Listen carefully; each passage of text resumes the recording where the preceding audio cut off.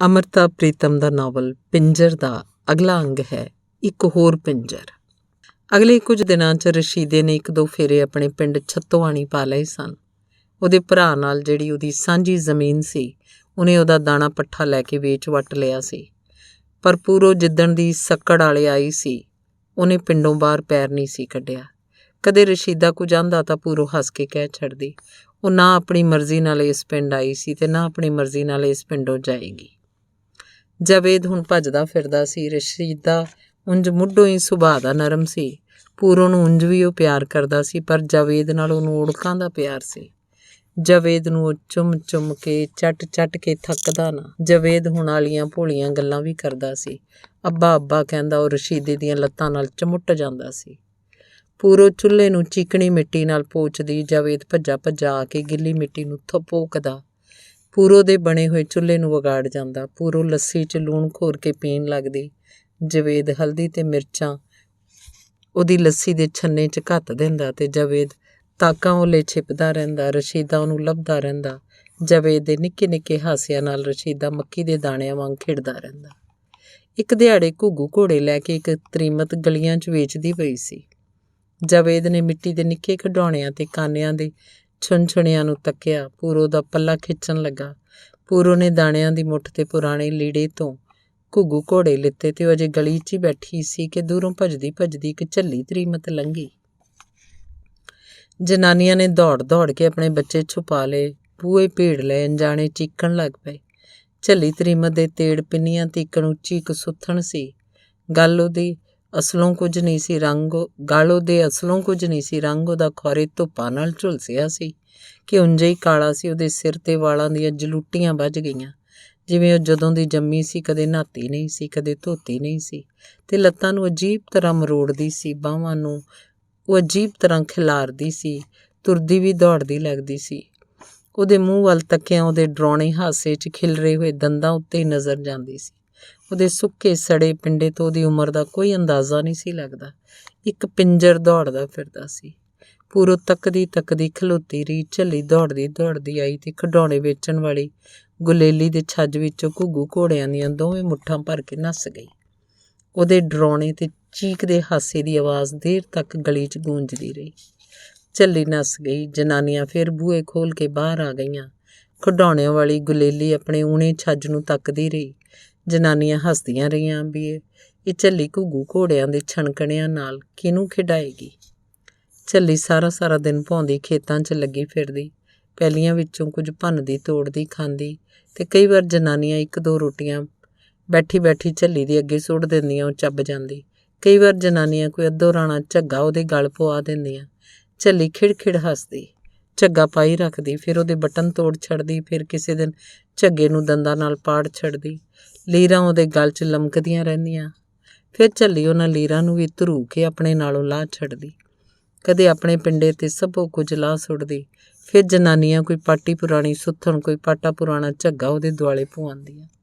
ਝੱਲੀ ਹੁਣ ਪਿੰਡ ਸੱਕੜ ਵਾਲੇ 'ਚ ਜਿਵੇਂ ਰਚ ਮਿਚ ਗਈ ਸੀ। ਉਹਨੂੰ ਰੋਜ਼ ਵੇਖਣ ਦੀ ਸਾਰਿਆਂ ਨੂੰ ਆਦਤ ਪੈ ਗਈ ਸੀ। ਕਈ ਵਾਰ ਪਿੰਡ ਦੇ ਛੋਟੇ ਮੁੰਡੇ ਉਹਦੇ ਮਗਰ ਲੱਗ ਜਾਂਦੇ, ਤੌੜੀਆਂ ਮਾਰਦੇ, ਉਹਨੂੰ ਭਜਾਉਂਦੇ, ਆਪ ਉਹਦੇ ਪਿੱਛੇ ਭੱਜਦੇ। ਫਿਰ ਰਾਹ ਜਾਂਦਾ ਕੋਈ ਸਿਆਣਾ ਬਿਆਣਾ ਮੁੰਡਿਆਂ ਨੂੰ ਝਿੜਕਦਾ, ਮੁੰਡੇ ਉਹਦੇ ਮਗਰੋਂ ਲੈ ਜਾਂਦੇ। ਨਿੱਕੇ ਬਾਲਾਂ ਨੇ ਜਿੱਦਾਂ ਕਰਨੀਆਂ ਛੱਡ ਦਿੱਤੀਆਂ। ਮਾਵਾਂ ਉਹ ਝੱਲੀ ਦਾ ਡਰਾਵਾ ਦਿੰਦੀਆਂ, ਝੱਲੀ ਫੜ ਕੇ ਲੈ ਜਾਏਗੀ, ਤੇ ਰੋਂਦੇ ਬਾਲ ਸਹਿਮ ਕੇ ਚੁੱਪ ਕਰ ਜਾਂਦੇ। ਝੱਲੀ ਕਿਸੇ ਢਾਰੇ ਹੇਠਾਂ ਪੈ ਰਹਿੰਦੀ। ਕਈ ਵਾਰ ਕੋਈ ਪਾਣੀ ਦਾ ਪਿਆਲਾ ਉਹਦੇ ਕੋਲ ਧਰ ਜਾਂਦਾ, ਕਈ ਵਾਰ ਕੋਈ ਰੋਟੀ ਦੇ ਟੁੱਕਰ ਉਹਦੇ ਸਿਰਹਾਣੇ ਰੱਖ ਦਿੰਦਾ। ਕਿਸੇ ਤਰਸ ਵਾਲੇ ਨੇ ਇੱਕ ਪਾਟਾ ਜੁੱਲਾ ਇੱਕ ਢਾਰੇ ਹੇਠਾਂ ਧਰ ਛੱਡਿਆ। ਝੱਲੀ ਨੇਮ ਨਾਲ ਉੱਥੇ ਜਾ ਕੇ ਰਾਤੀ ਪੈ ਰਹਿੰਦੀ। ਝੱਲੀ ਬਸ ਭੱਜਦੀ ਸੀ ਤੇ ਹੱਸਦੀ ਸੀ। ਕਿਸੇ ਦੇ ਬਾਲ ਨੂੰ ਕੋਈ ਮਾੜੀ ਚੰਗੀ ਨਹੀਂ ਸੀ ਕਹਿੰਦੀ, ਕਿਸੇ ਦੀ ਚੀਜ਼ ਵਸਤ ਨੂੰ ਕਦੇ ਹੱਥ ਨਹੀਂ ਸੀ ਲਾਉਂਦੀ। ਡਿੱਗੇ ਢੱਠੇ ਭੋਰਿਆਂ ਨੂੰ ਚੁੱਕ ਲੈਂਦੀ, ਭੁੰਜਾਂ ਨੂੰ ਚੱਟ ਲੈਂਦੀ। ਕੁਝ ਹੀ ਦਿਨਾਂ 'ਚ ਸਾਰਿਆਂ ਨੇ ਤੱਕਿਆ। ਪੂਰੋ ਨੇ ਹੈਰਾਨ ਪਰੇਸ਼ਾਨ ਹੋ ਕੇ ਤੱਕਿਆ। ਝੱਲੀ ਦਾ ਨੰਗਾ ਪੇਟ ਇੱਕ ਉਭਾਰ 'ਚ ਆਉਂਦਾ ਪਿਆ ਸੀ। ਸਾਰੇ ਪਿੰਡ ਦੀਆਂ ਜਨਾਨੀਆਂ ਜਿਵੇਂ ਸ਼ਰਮਾ ਗਈਆਂ ਹੋਣ। ਝੱਲੀ ਨਾ ਕੁਝ ਬੋਲਦੀ ਸੀ ਨਾ ਦੱਸਦੀ ਸੀ। ਝੱਲੀ ਦਾ ਪਿੰਡਾ ਦਿਨੋਂ ਦਿਨ ਭਰਦਾ ਜਾਂਦਾ ਸੀ। ਝੱਲੀ ਦੀਆਂ ਵੱਖੀਆਂ ਦਿਨੋਂ ਦਿਨ ਕੱਸੀਆਂ ਪਈਆਂ ਜਾਂਦੀਆਂ ਸਨ। ਜਨਾਨੀਆਂ ਦਾ ਜੀਅ ਕਰਦਾ ਝੱਲੀ ਨੂੰ ਢੱਕ ਰੱਖਣ, ਉਹ ਝੱਲੀ ਨੂੰ ਕਿਸੇ ਭੋਰੇ 'ਚ ਪਾ ਦੇਣ। ਝੱਲੀ ਦੇ ਧਿਆਨ 'ਚ ਕੁਝ ਨਹੀਂ ਸੀ ਆਉਂਦਾ। ਝੱਲੀ ਉਵੇਂ ਦੀ ਉਵੇਂ ਹੱਸਦੀ ਰਹਿੰਦੀ, ਝੱਲੀ ਉਵੇਂ ਦੀ ਉਵੇਂ ਭੱਜਦੀ ਰਹਿੰਦੀ। ਇੱਕ ਦਿਨ 2-4 ਮਰਦਾਂ ਨੇ ਰਲ ਕੇ ਝੱਲੀ ਨੂੰ ਤੁਰਾਂਦਿਆਂ ਪਿੰਡੋਂ ਬਾਹਰ ਜਾ ਕੇ ਛੱਡ ਦਿੱਤਾ।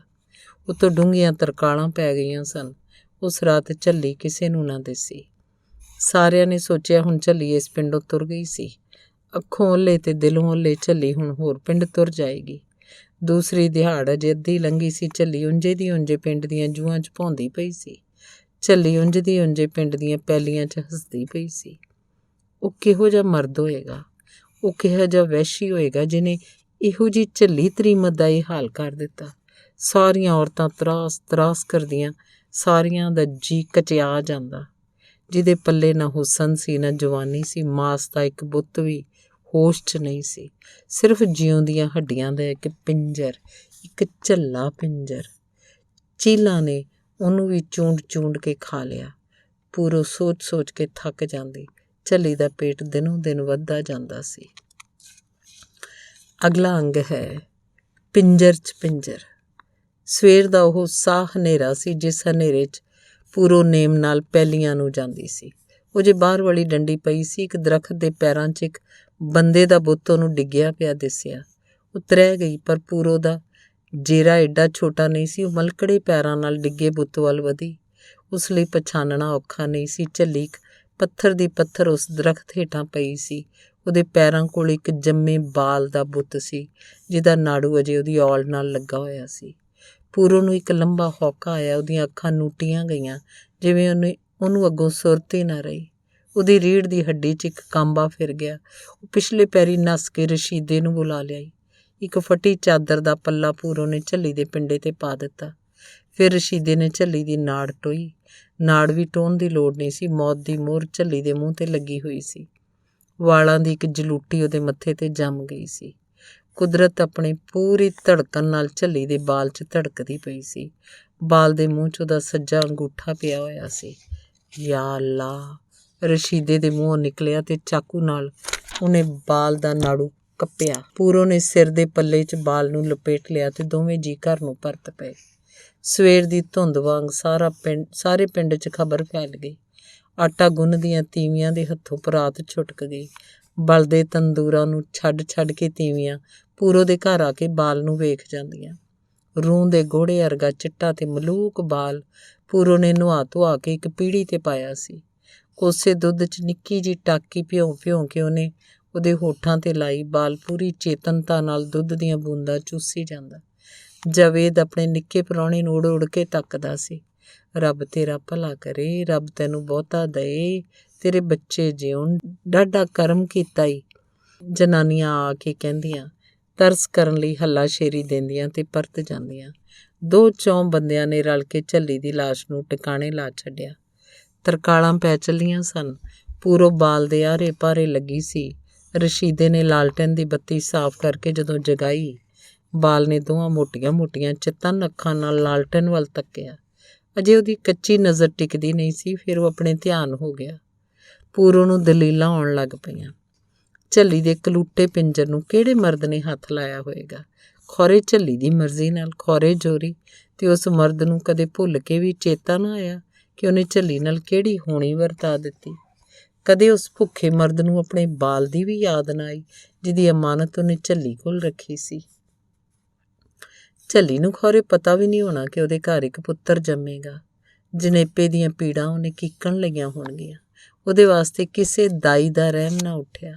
ਰਾਤ ਦੇ ਹਨੇਰੇ 'ਚ ਚੀਕਦੀ ਰਹੀ ਹੋਏਗੀ। ਖੁੱਲ੍ਹੇ ਹਵਾ ਦੇ ਫਰਾਟਿਆਂ ਨਾਲ ਉਹ ਘੁਲਦੀ ਰਹੀ ਹੋਏਗੀ। ਠੰਡੀ ਜ਼ਮੀਨ ਦੀ ਮਿੱਟੀ ਉੱਤੇ ਉਹ ਵਿਲਕਦੀ ਰਹੀ ਹੋਏਗੀ। ਪਰ ਕੁਦਰਤ ਦੇ ਕਰੜੇ ਕਾਨੂੰਨ ਦਾ ਬੱਧਾ ਸਾਰੀਆਂ ਪੀੜਾਂ ਲੈ ਕੇ ਉਹਦਾ ਬੱਚਾ ਆਪਣੇ ਆਪ ਬਾਹਰਲੀ ਦੁਨੀਆ 'ਚ ਆਇਆ ਹੋਏਗਾ। ਮਿੱਟੀ 'ਤੇ ਢਹਿ ਪਿਆ ਹੋਏਗਾ ਤੇ ਪੀੜਾਂ ਨਾਲ ਨੁਚੜੀ ਝੱਲੀ ਦੀ ਜਾਨ ਟੁੱਟ ਗਈ ਹੋਏਗੀ। ਫਿਰ ਪੂਰੋ ਨੂੰ ਦਲੀਲਾਂ ਆਉਂਦੀਆਂ। ਝੱਲੀ ਨੇ ਜਿਉਂ ਕੇ ਵੀ ਕੀ ਲੈਣਾ ਸੀ? ਉਹਨੇ ਆਪਣੇ ਬਾਲ ਦੀ ਕਿਹੜਾ ਰੱਖ ਕਰਨੀ ਸੀ? ਚੰਗਾ ਹੋਇਆ ਉਹਦੀ ਜਿੰਦ ਛੁੱਟ ਗਈ। ਉਹਦਾ ਬਾਲ ਕਿੱਡਾ ਸੋਹਣਾ ਸੀ। ਵਿੰਗੀਆਂ ਟੇਢੀਆਂ ਹੱਡੀਆਂ 'ਚ ਝੁਲਸੇ ਹੋਏ ਪਿੰਜਰ 'ਚ ਕਿੰਝ ਏਡਾ ਸੋਹਣਾ ਬਾਲ ਪਲ ਪਿਆ। ਕਿੱਡੀ ਮੋਟੀ ਇਹਦੀ ਅੱਖ ਸੀ। ਸਾਰੇ ਨਕਸ਼ ਸੁਨੱਖੇ ਸਨ। ਪੂਰੇ ਮਰਦ ਦਾ ਇੱਕ ਨਿੱਕਾ ਜਿਹਾ ਢਾਂਚਾ ਸੀ। ਖੌਰੇ ਇਹਦਾ ਪਿਓ ਤੱਤਾ ਕਿਹੜਾ ਸੀ? ਦਲੀਲੇ ਪਈ ਪੂਰੋ ਉਂਗਲਾ ਗਈ। ਉਹਨੇ ਤੱਕਿਆ, ਇੱਕ ਤਿੱਖੀ ਘੋੜੀ ਉੱਤੇ ਉਹਨੂੰ ਸੁੱਟ ਕੇ ਰਸ਼ੀਦਾ ਨੱਸਿਆ ਜਾਂਦਾ ਸੀ। ਕਿਸੇ ਬਾਗ ਦੀ ਇੱਕ ਨਿੱਕੀ ਕੋਠੜੀ 'ਚ ਉਹਨੂੰ ਪੂਰੇ 3 ਦਿਹਾੜੇ ਰੱਖ ਕੇ ਰਸ਼ੀਦੇ ਨੇ ਉਹਨੂੰ ਘਰੋਂ ਕੱਢ ਛੱਡਿਆ। ਪੂਰੋ ਝੱਲੀ ਹੋ ਗਈ, ਗਲੀਆਂ 'ਚ ਭੌਣ ਲੱਗ ਪਈ। ਉਹਦੇ ਢਿੱਡ 'ਚ ਇੱਕ ਬਾਲ ਸੁਰਕਣ ਲੱਗ ਪਿਆ ਤੇ ਫਿਰ ਇੱਕ ਦਿਹਾੜੇ ਇੱਕ ਦਰਖਤ ਦੇ ਸਾਏ ਹੇਠ ਪੂਰੋ ਨੂੰ ਇੱਕ ਬਾਲ ਜੰਮਿਆ, ਜਿਹਦੀ ਸ਼ਕਲ ਨਿਰੀ ਪੂਰੀ ਜਾਵੇਦ 'ਤੇ ਸੀ। ਉਹਦਾ ਬਾਲ ਉਹਦੀ ਛਾਤੀ ਨਾਲ ਲੱਗ ਕੇ ਦੁੱਧ ਲਈ ਰੋਂਦਾ ਪਿਆ ਸੀ ਤੇ ਪੂਰੋ ਨੂੰ ਦੁੱਧ ਨਹੀਂ ਸੀ ਆਉਂਦਾ। ਪੂਰੋ ਦੀ ਤ੍ਰਹਿ ਕੇ ਜਾਗ ਖੁੱਲ੍ਹੀ। ਸਾਹਮਣੀ ਪੀੜ੍ਹੀ ਉੱਤੇ ਉਹਦਾ ਨਵਾਂ ਬਾਲ ਡਡਿਆ ਕੇ ਰੋਂਦਾ ਪਿਆ ਸੀ। ਪੂਰੋ ਨੇ ਚੁੱਕ ਕੇ ਛਾਤੀ ਨਾਲ ਲਪੇਟ ਲਿਆ। ਫਿਰ ਡਰ ਕੇ ਆਪਣੇ ਜਾਵੇਦ ਦਾ ਮੂੰਹ ਤੱਕਿਆ, ਜਿਹੜਾ ਨਾਲ ਦੀ ਮੰਜੀ 'ਤੇ ਝਟਕੂ ਹੋਇਆ ਸੌਂ ਗਿਆ ਸੀ। ਫਿਰ ਪੂਰੋ ਨੇ ਡਰਦਿਆਂ ਡਰਦਿਆਂ ਬਾਹਰ ਚੁੱਲ੍ਹੇ ਕੋਲ ਬੈਠੇ ਰਸ਼ੀਦੇ ਵੱਲ ਵੇਖਿਆ। ਰਸ਼ੀਦੇ ਅਜੇ ਤੱਕ ਉਸ ਨੂੰ ਛੱਡ ਕੇ ਨਹੀਂ ਸੀ ਗਿਆ ਤੇ ਨਾ ਉਹਨੇ ਉਹਨੂੰ ਘਰੋਂ ਕੱਢਿਆ ਸੀ। ਉਹ ਆਪਣੇ ਘਰ 'ਚ ਸਹੀ ਸਲਾਮਤ ਸੀ। ਰਸ਼ੀਦਾ ਉਹਦਾ ਬੜਾ ਮਿਹਰਬਾਨ ਖਾਵੰਦ ਸੀ ਤੇ ਜਾਵੇਦ ਉਹਦਾ ਘੁੰਗਰਿਆਲੇ ਵਾਲਾਂ ਵਾਲਾ ਬੜਾ ਸੋਹਣਾ ਪੁੱਤਰ ਸੀ। ਉਹਦੀ ਗਲੀ ਵਾਲੀ ਕੰਮੋਂ ਵੀ ਉਹਨੂੰ ਚੋਰੀ ਛੁਪੀ ਘੁੱਟ-ਘੁੱਟ ਮਿਲਦੀ ਸੀ। ਪੂਰੋ ਦੀਆਂ ਆਂਦਰਾਂ ਨੂੰ ਵੰਡਾਉਂਦੀ ਸੀ। ਹੁਣ ਉਹਦਾ ਟੱਬਰ ਹੋਰ ਵੱਧ ਗਿਆ ਸੀ। ਉਹਦੇ ਘਰ ਰੱਬ ਨੇ ਆਪੇ ਹੀ ਇੱਕ ਹੋਰ ਪੁੱਤਰ ਘੱਲ ਦਿੱਤਾ ਸੀ। ਪੂਰੋ ਨੇ ਉੱਠ ਕੇ ਨਵੇਂ ਬਾਲ ਦਾ ਮੱਥਾ ਚੁੰਮ ਲਿਆ। ਪੂਰੋ ਨੇ ਉੱਠ ਕੇ ਚਿੱਟੇ ਜੀਰੇ ਦੀ ਤਲੀ ਭਰ ਕੇ ਖਾਧੀ। ਜਾਵੇਦ ਪੂਰੋ ਦਾ ਪੂਰੇ 2 ਵਰ੍ਹੇ ਦੁੱਧ ਪੀਂਦਾ ਰਿਹਾ ਸੀ ਤੇ ਅਜੇ ਦੁੱਧ ਛੁਡਾਇਆਂ ਪੂਰੋ ਨੂੰ ਬਹੁਤਾ ਚਿਰ ਨਹੀਂ ਸੀ ਹੋਇਆ। ਉਹਨੇ ਸੁਣਿਆ ਹੋਇਆ ਸੀ ਚਿੱਟਾ ਜ਼ੀਰਾ ਫੱਕਣ ਨਾਲ ਤ੍ਰੀਮਤ ਨੂੰ ਦੁੱਧ ਉਤਰ ਆਉਂਦਾ। ਉਹਨੇ ਨਿੱਕੇ ਬਾਲ ਨੂੰ ਆਪਣੇ ਦੁੱਧ ਅੱਗੇ ਪਾ ਲਿਆ। 3 ਦਿਹਾੜੇ ਲੰਘੇ, ਪੂਰੋ ਨੂੰ ਸੱਚੀ ਮੁੱਚੀ ਦੁੱਧ ਉਤਰ ਆਇਆ। ਪਿੰਡ ਦੀਆਂ ਤ੍ਰੀਮਤਾਂ ਤੱਕ ਹੈਰਾਨ ਹੁੰਦੀਆਂ। ਮੁੰਡਾ ਪੂਰੋ ਦਾ ਨਿੱਕਾ ਪੁੱਤਰ ਬਣ ਕੇ ਪੜ੍ਹਨ ਲੱਗ ਪਿਆ। ਧੰਨਵਾਦ। ਚੱਲਦਾ।